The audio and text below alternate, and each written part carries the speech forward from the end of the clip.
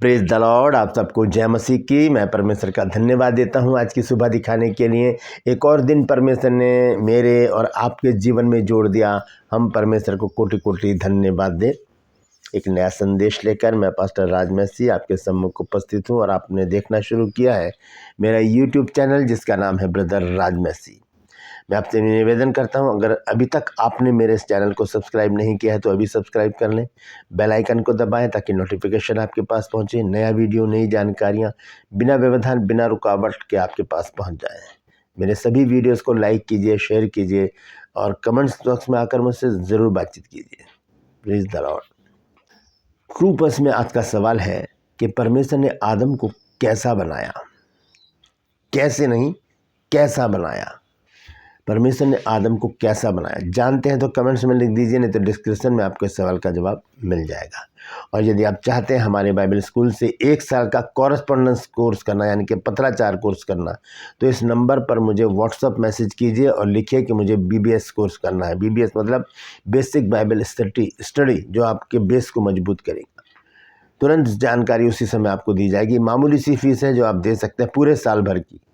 कोई हफ्ते भर की क्लास नहीं है, कोई 10 दिन की क्लास नहीं है, पूरे साल भर की क्लासेस हैं। उसमें आपको मामूली सी फीस देकर इसमें पार्टिसिपेट करना चाहिए। मैं ये चाहता हूँ ताकि आपका ज्ञान भी बढ़ने पाए। Praise the Lord. आइए एक छोटी सी प्रार्थना करते हैं, लेकिन उससे पहले मैं आपको बता दूं आज का जो वचन है वो बहुत बेहतरीन है, बहुत गंभीर है। शैतान के विषय में हम बहुत शैतान को कहते हैं ना, शैतान ने ये कर दिया, शैतान ने वो कर दिया, शैतान ने जॉब छुड़वा दी, शैतान ने हमें घर में लड़ाई झगड़े करवा दिए, ये करवा दिया, वो करवा दिया। कितने इल्ज़ाम हम शैतान के ऊपर लगाते हैं। वो भी परेशान होकर कहता होगा परमेश्वर से कि कैसे लोग हैं तेरे, मैं कुछ भी नहीं करता फिर भी मेरा नाम लेते रहते हैं। आज उसी शैतान को हम परेशान करेंगे। एक काम ऐसा दिया है परमेश्वर ने हमको, यदि वो काम हम करें तो शैतान के नाक में दम कर सकते हैं। हम उसे लताड़ सकते हैं, भगा सकते हैं, कह सकते हैं शैतान दूर हो जा। वो क्या काम है, आइए इस वचन में आज हम जानेंगे। लेकिन उससे पहले आइए प्रार्थना करते हैं, इसके बाद हम वचन में चलेंगे। प्रभु जी, मैं धन्यवाद देता हूँ आज की सुबह दिखाने के लिए और विनती करता हूँ प्रभु आज के वचन को भी शेयर करने में मेरी मदद सहायता कर। मेरे होठों को, मेरे दिल दिमाग को छूकर ब्लेस कर। मेरी आत्मा, मेरा शरीर तेरे ही कब्जे में रहे, ताकि बोलने वाला मनुष्य नहीं बल्कि तेरा आत्मा हो। जो भी गुड़ भेद की बातें आज के वचन में छिपी हैं प्रभु, वो हम पर प्रकट करना, ताकि हम उन बातों को जानें और उन्हीं के अनुसार अपने जीवनों को व्यतीत करें। जितने भी लोग इस वचन को देख रहे हैं, सुन रहे हैं, सब पर मैं तेरी आशीष बोलता हूँ। हर एक को आशीषित कर, हर एक की रोग, बीमारी, चिंता, परेशानियों को अपने सामर्थ्य नाम के द्वारा दूर कर दे। प्रभु यीशु नासरी के नाम से मांगता हूँ, आमीन।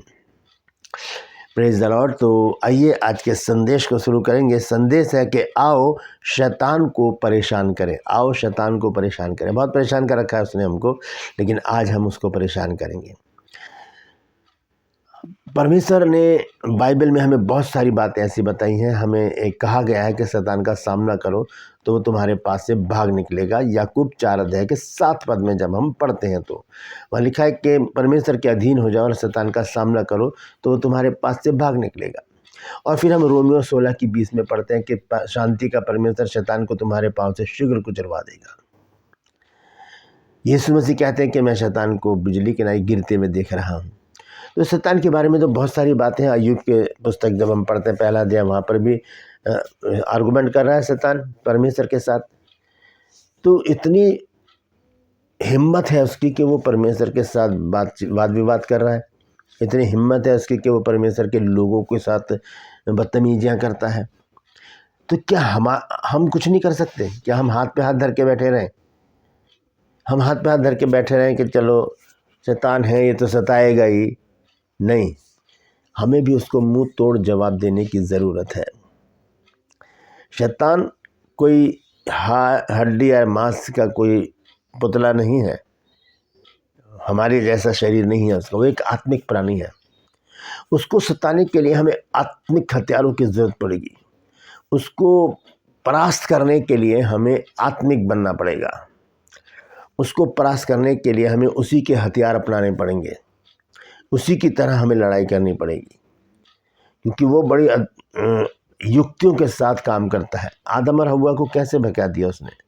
बहुत युक्ति से उसने काम करा और वहाँ से हव्वा को बहकाकर उसने फल खिला दिया। आज भी वो सक्रिय है अपने कामों में और जगह जगह लोगों को परेशान करता है, ख़ास तौर से उनको जो प्रभु में चल रहे हैं। उनको नहीं, जो मरे हुए हैं, जो मरे हुए काम है जिनके, उनको नहीं सताता, उनको तो छोड़ रखा है। वो तो हमारे अपने हैं, वो तो ये कहते हैं तो मेरे अपने, इनको छोड़ने की ज़रूरत नहीं। एक छोटा सा किस्सा आपको सुनाता हूँ कि एक बेटा था, अपने बाप के साथ गया, बहुत बड़ा एक पेड़ था, उस पर बहुत सारे कबूतर बैठे थे। उसके पास एक बंदूक थी छर्रों वाली, और उसने कबूतर मारने के लिए गोली चलाई और बहुत सारे छर्रे निकले, बहुत सारे कबूतर नीचे गिर गए। तो जो उसका बेटा था, जिसने बंदूक चलाई, उसका बेटा था, उसने थैला ले रखा था हाथ में, और वो मरे हुए कबूतरों को थैले में डालने लगा।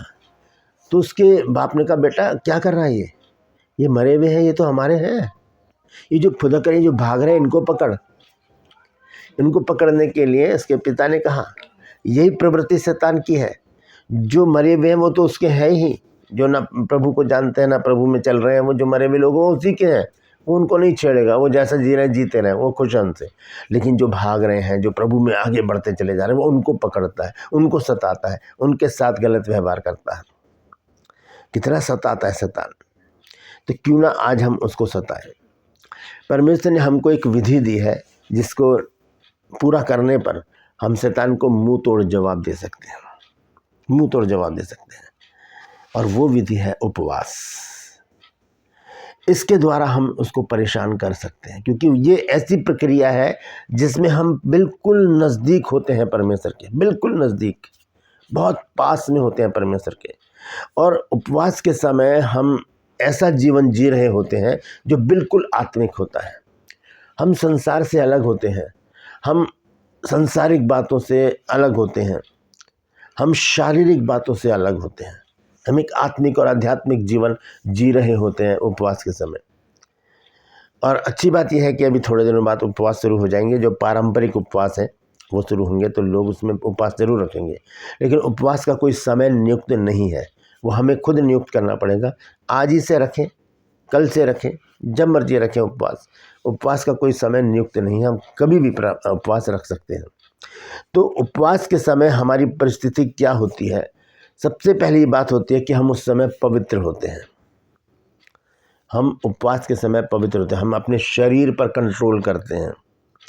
पहला पतरस 1:16 में लिखा है कि पवित्र बनो जैसा तुम्हारा पिता पवित्र है, जैसा परमेश्वर पवित्र है।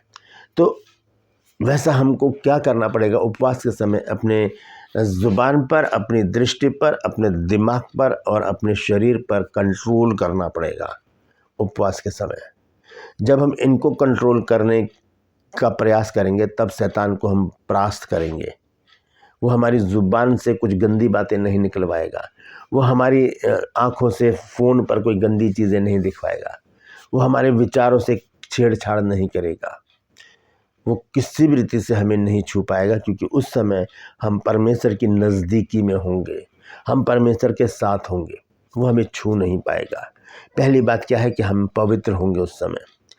वो चिढ़ेगा, इस बात से चिढ़ेगा वो, हम उसे सता रहे हैं उपवास रख के, क्योंकि उस समय हम पवित्र हैं। हम उपवास नहीं रखेंगे, कुछ भी कर रहे होंगे, अपवित्र होंगे, शैतान हमसे खुश होगा। हाँ, आज हम उसको सताएंगे। पहली बात, हम उपवास रखेंगे, पहली बात, और उसमें हम कैसे रहेंगे? पवित्र। दूसरी बात है कि उपवास के समय हम प्रार्थना में रहते हैं। उपवास के समय हम प्रार्थना में रहते हैं।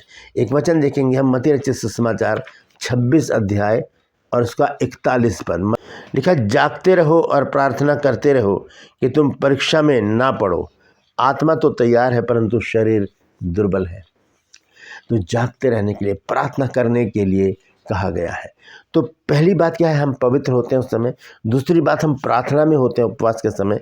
तीसरी बात है कि हम परमेश्वर के वचन पर मनन कर रहे होते हैं। ये उपवास की प्रक्रिया है। बहुत से लोग क्या करते हैं? उपवास करते हैं, काम पे चले जाते हैं और इधर उधर घूमते फिरते हैं, मॉल चले जाते हैं या कहीं पर भी घूमते फिरते हैं। ये तरीका नहीं है उपवास का। उपवास के समय आपको घर में ही रहकर परमेश्वर के साथ संगति में बने रहना है, पवित्र बने रहना है, प्रार्थना करते रहना है। तीसरी चीज़, वचन पर मनन करना है। भजन संहिता 119 अध्याय के 11 पद में लिखा है, मैंने तेरे वचन को अपने हृदय में रख छोड़ा है कि मैं तेरे विरुद्ध पाप ना करूं। पाप से बचाता है वचन हमें, जो पाप हमसे शैतान करवाता है। जब हम उपवास में होंगे वो हमारे करीब ही नहीं आएगा, क्योंकि हम उस समय पवित्र होंगे, उस समय हम प्रार्थना में होंगे, उस समय हम वचन मनन कर रहे होंगे। चौथी बात है कि हम उस समय आराधना में होंगे, हम परमेश्वर की आराधना कर रहे होंगे, आत्मिक रीति से हम पक्के हो गए होंगे। यूहन्ना 4:23 लिखा है, परंतु वह समय आता है, वरन अब भी है, जिसमें सच्चे भक्त पिता का भजन आत्मा और सच्चाई से करेंगे, क्योंकि पिता अपने लिए ऐसे ही भजन करने वालों को ढूंढता है। परमेश्वर अपने लिए ऐसे ही भजन करने वालों को ढूंढता है। तो पहली बात क्या? पवित्रता। दूसरी बात प्रार्थना। तीसरी बात वचन मनन। चौथी बात आराधना। ये चारों काम हम जब करेंगे तब शैतान को मुंह तोड़ जवाब दे सकते हैं। पांचवा और आखिरी काम, ये बहुत महत्वपूर्ण है, नम्रता और दीनता, शांत स्वभाव। उपवास के समय हमारे मुंह पर लगाम होती है, हम किसी को गाली नहीं देते, किसी को श्राप नहीं देते, किसी के साथ बदतमीजियां नहीं करते, किसी के साथ लड़ाई झगड़ा नहीं करते, क्योंकि हम जानते हैं इस समय हम उपवास में हैं। तो जब हम 40 दिन के या 30 दिन के या 10 दिन के या 5 दिन के या 1 हफ्ते के उपवास रखते हैं, तो उस समय हमें आदत पड़ जाती है वैसे ही रहने की। तो नम्रता और दीनता के विषय में हम भजन संहिता में देखेंगे 34 अध्याय और उसका 6 पद। यहाँ पर देखिए परमेश्वर का वचन हमें बताता है, ये दाऊद का भजन है 34 अध्याय और उसका 6 पद लिखा है, इस दीन जन ने पुकारा, तब यहोवा ने सुन लिया और उसको उसके सब कष्टों से छुड़ा लिया। जब हम दीन बन जाते हैं, छोटे बन जाते हैं, नम्र बन जाते हैं, शांत रहते हैं, तब परमेश्वर हमारी प्रार्थना को सुन लेता है। और हम जब ताकत पाते हैं शैतान से, हम जब हम ताकत पाते हैं परमेश्वर से, हम शैतान को परास्त कर सकते हैं। क्योंकि उपवास के समय हम परमेश्वर की उपस्थिति में रहते हैं, उसी के साथ हमारा संबंध होता है, उसी से हम बातचीत कर रहे होते हैं, उसी से प्रार्थना कर रहे होते हैं, उसकी आराधना कर रहे होते हैं, उसके वचन पर मनन कर रहे होते हैं। नम्र और शांत और दीन बन के अपने जीवन को समय हम व्यतीत कर रहे होते हैं। तो ऐसी परिस्थिति में शैतान हमें नहीं छुएगा। उस समय परमेश्वर हमारे साथ होगा, तो कैसे शैतान हम पर अटैक कर सकता है? एक बाप के साथ जब बच्चा जा रहा होता है रोड पर, तो कोई जंगली कुत्ता उस पर अटैक नहीं करेगा, क्योंकि उसे पता है वो अपने बाप के साथ है। बच्चा भी नहीं डरेगा, उसे पता है मैं अपने बाप के साथ हूँ।